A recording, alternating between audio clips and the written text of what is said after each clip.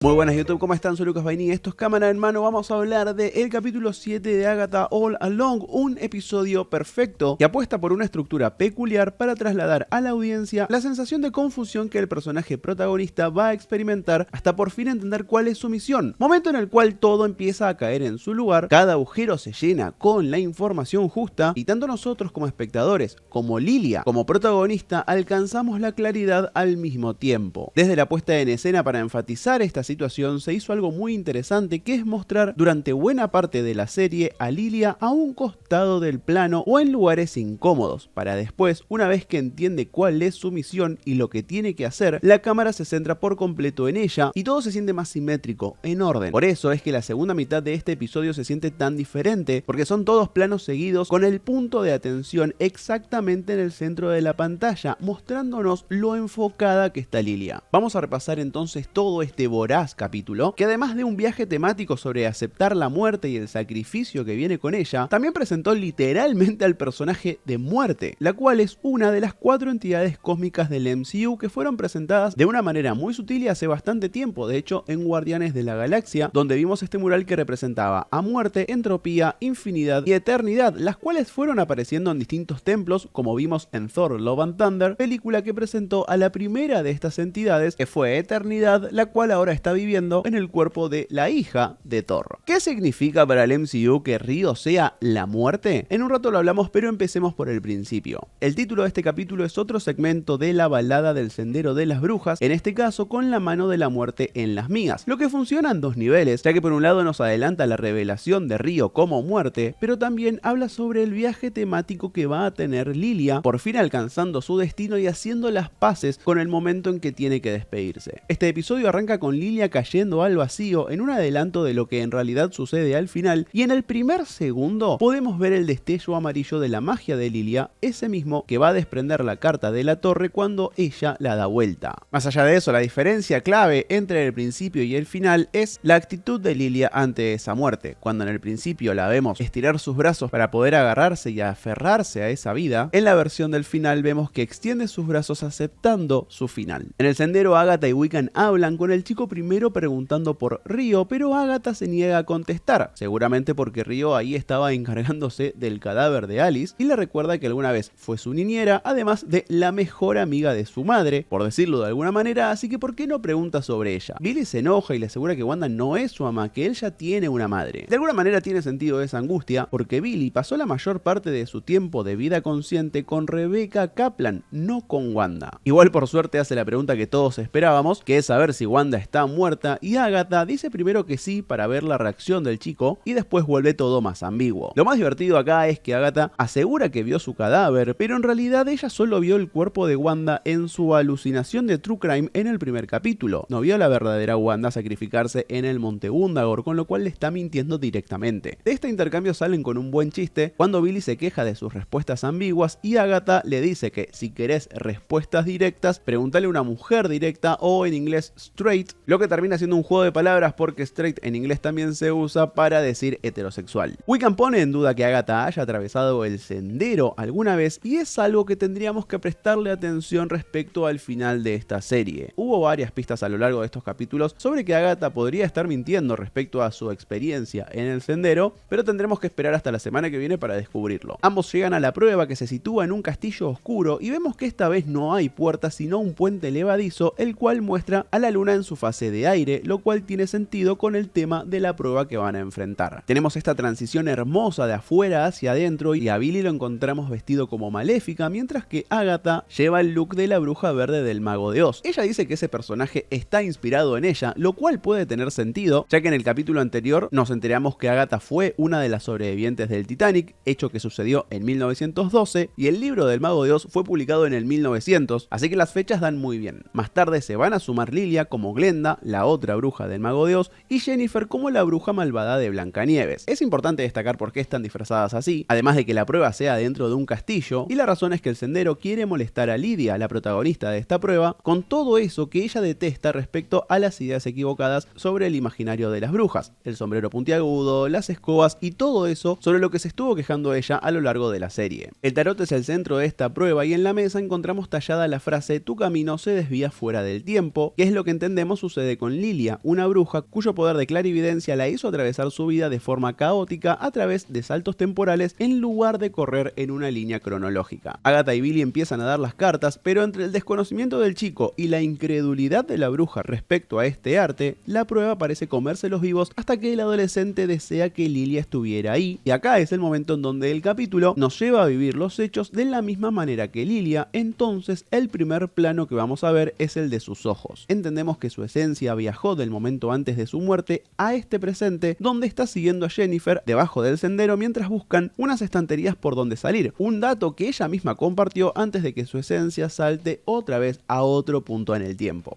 En la charla con Jennifer se va a dar cuenta que ya estuvo ahí y le contó lo que descubrió a partir de sus saltos hacia el futuro, como por ejemplo que el chico que las atacó es nada más y nada menos que el hijo de Scarlet Witch. Al verla tan perdida, Jennifer le dice que la nota más dispersa o chiflada, frase que nos hace experimentar esos saltos temporales de Lilia, y con esto empezamos a darle contexto a varias frases sueltas que había dicho en capítulos anteriores. Cuando Lilia le reclame a Jennifer que sea concreta y que le diga si le parece que está dispersa o que es una chiflada, salta en el tiempo y se lo termina preguntando a Alice en el pasado, dándonos la escena que vimos en el capítulo 4. Al notar que está frente a Alice entonces, Lilia intenta advertirle sobre lo que vio en el capítulo 5. Por eso le grita: Alice, no intentes salvar a Agatha, porque ella sabía que de esa manera es como Alice iba a morir. Pero en medio de la frase le agarra otro salto y termina diciendo la segunda parte de esa frase, salvar a Agatha, frente a Agatha, en el capítulo 3. Y de ahí damos otro salto con Lilia hasta su primera clase de clarividencia con su maestra, siglos antes de todos estos hechos. Esa es la misma maestra que vio en su pesadilla, en el capítulo 3, donde atrás de ella aparecía la figura de la muerte como algo tenebroso para Lilia, pero al final de este capítulo la vamos a ver aceptar a la muerte como parte de su destino. En esta charla con su maestra es en donde empieza a darse cuenta de eso, pero aún con miedo de entender que está tan cerca de enfrentar a la muerte. Acá es espectacular la manera en que Patti LuPone transiciona entre emociones con solo unos gestos. Primero la vemos asustada, después enojada con Jennifer, y de repente se vuelve vulnerable ante esa revelación de estar tan cerca del final. El último salto pone su esencia en la Lilia que ya encontró el camino hasta la prueba, y después de un primer intento con las cartas de tarot, una espada casi cae sobre ella hasta que Agatha fue quien la salvó. Como Lilia viene de esos saltos, todavía está desorientada e ignora que junto a Jennifer ya habían hecho las paces con el chico después de que éste las ataque. Por eso lo confronta, y ahí confirmamos que Wiccan no tiene acceso total a sus poderes e incluso desconocía que podía hacer lo que hizo. De haberlo sabido, hubiera salvado a Alice en el momento en que ella se sacrifica. Jennifer le asegura que estaban avanzando en la prueba y Agatha agrega que estaban siguiendo sus indicaciones, pero en vez de decirle Lilia le termina diciendo Dory en referencia a la pececita de Buscando a Nemo. Con la ayuda de Jen y Billy, Lilia recuerda qué estaba haciendo antes del salto y mientras tanto le devela al chico que cuando lo vio en el bar mitzvah decidió ayudarlo con el sigilo porque vio quién era y en quién se iba a convertir, pero no necesariamente Lilia vio todo lo que pasaba dentro del Hex de Wanda en WandaVision. Al volver a prestarle atención a las cartas, Lilia se pregunta qué hizo mal antes. Ahí viajamos de vuelta con la bruja pidiendo por favor que estos paseos terminen, pero no van a parar hasta que ella entienda cuál es su verdadera misión. No se trata de controlar estos saltos, sino aprovecharlos para ver y juntar toda la información que pueda. Al volver al camino con Jennifer, Lilia encuentra el libro de hechizos, momento que va a ser clave para lo que le diga a Billy al final antes de salir de la prueba. Ese libro contiene un secreto que Billy va a tener que utilizar para poder terminar la serie de la mejor manera posible. Acá sumamos la información de cómo hizo Lilia en su momento para evitar todos estos saltos después de que la atormenten durante su infancia, y fue hacerlos a un lado, o sea, reprimir su poder y su identidad a partir de que al saltar tanto en el tiempo solo podía ver la muerte de sus seres queridos, como lo vio con su primer aquelarre, que fue eliminado por una enfermedad que las mató a todas. Esto de que Lilia haya dicho que vio tanta muerte es importantísimo para entender por qué Rio, al revelarse como la muerte, le pregunta a Lilia por qué es que no la reconoce. Lilia, al haber vivido tanto y visto tanto hacia el futuro, se cruzó con la muerte incontadas veces. Al entrar a la prueba a través de la biblioteca, Lilia y Jen llegan justo cuando Agatha terminó de dar su caótica tirada de cartas, y acá es como nos muestra el capítulo el inicio de esa tirada de Lilia que terminó con Agatha salvándola. En esa tirada de cartas que va a hacer Lilia nos instalan cómo funciona esa mesa de tarot, y por otro lado nos da alguna pista más sobre Billy, pero esa situación va a empezar recién después de que el chico haga otro chistes con juego de palabras. Y entonces entendemos la lógica de esta mesa. La primera carta que se saca representa a la persona a la que se le está haciendo la tirada, en este caso Billy, que se define con la carta del mago, lo cual tiene sentido ya que Billy Maximoff es uno de los usuarios de magia más poderosos de todo el universo Marvel. La carta de adelante va a representar eso que le falta al consultante, mientras que las dos de atrás significan el pasado y lo que le espera. A cada lado de la carta central se encuentran los obstáculos que el protagonista debe enfrentar para llegar a su destino y también el giro que lo puede llegar a ayudar, mientras que ese destino final va a ser la última carta que se saca y se pone por encima de la carta central. La pregunta que va a hacer el chico retoma lo que vimos en el episodio anterior, esa crisis de identidad por ser un alma habitando el cuerpo de otra persona. Su tirada arranca, como dijimos antes, identificándolo como el mago, y el diseño de la carta tiene rastros de su look superheroico con la capa roja y la bandana en la cabeza. La carta que va a representar eso que le falta a Billy es el sol, que según Lilia habla de alegría y reencuentro. Entendemos que apuntando al reencuentro de Billy con su hermano Tommy. Lamentablemente, antes de que podamos ver qué carta le tocó a Billy respecto a su pasado, las espadas siguen cayendo, lo cual nos indica que esa no era la solución a la prueba, y Lilia vuelve a saltar en el tiempo, pasando al capítulo 1 en la escena del canto para acceder al sendero, al capítulo 4 cuando Billy casi muere y al 3 cuando se le hinchó la cara. Entre medio de esos saltos termina armando el discurso que les quiere dar a sus compañeras antes de entender qué es lo que tiene que hacer. Al principio se odiaban, pero después terminó queriéndolas muchísimo. Cuando llega a la última reunión con su maestra, por fin entiende qué significa la muerte y cuál es su misión antes de que ésta llegue por ella. Antes de volver a la prueba del tarot, se nos muestra cómo esta nueva Lilia, segura de su misión, la llenó a Jennifer de la información que después ella le fue recordando durante el capítulo. Esta nueva Lilia hasta experimenta los saltos de otra manera, sin ser arrastrada, sino que viajando con comodidad de un momento a otro. Y en ese pequeño momento con Jennifer, en donde su amiga, en vez de elegir el paso que la sacaría del sendero de las brujas, elige ir con Lilia, podemos ver que la salida de ese sendero es a través de un subterráneo, el mismo que la señora Hart o Sharon había mencionado en el segundo capítulo cuando recién llegaban a este sendero, diciendo que ella creía que lo único que había debajo de Westview eran las ruinas de un sistema fallido de transporte público. Al volver al presente, Lilia entonces entiende que ella tiene que ser la protagonista de esta tirada de cartas, porque la prueba consiste en que ella acepte su identidad y abrace su poder. El tarot le da la carta de la reina de copas, demostrándole que su voz interior es de confiar y tiene que seguirla, siendo esa voz los conocimientos que los saltos en el tiempo le dan. Cuando saca la carta que representa eso que le falta, sale el 3 de pentáculos, que significa encuentro y colaboración, o sea, un aquelarre que la acompañe. Con esto viajamos una vez más y por fin vemos el folleto completo, donde en el primer capítulo ella había anotado los nombres para el aquelarre de Agatha, que incluía a Lilia, Jennifer, Alice y el corazón negro. A la hora de sacar la carta sobre el camino pasado, sale la que representa a la bruja que dejaron atrás, Alice, y vemos el momento de su sacrificio desde la perspectiva de Lilia. En el lugar del camino hacia adelante, o lo que está por venir, sale la alta sacerdotisa, que es la carta de Jennifer, y volvemos al capítulo 2, donde Lilia saludó a la bruja nombrándola como la alta sacerdotisa. Y otra vez nos ponemos desde la perspectiva de Lilia cuando Jennifer recrea esa carta. Lilia dice que la sacerdotisa representa un inmenso poder que no se puede utilizar, que es lo que le pasa a Jennifer al haber sido bloqueada, y es probable que al desbloquear todo su potencial sea una pieza clave en los próximos capítulos. Por eso cae en el lugar de la mesa que habla sobre lo que está por pasar. Por otro lado, a la hora de poner la carta de los obstáculos, sale el 3 de espada, que representa a Agatha, y vemos otra vez desde la perspectiva de Lilia ese momento del capítulo 4 con ramas atrás de Agatha formando el diseño de esa carta.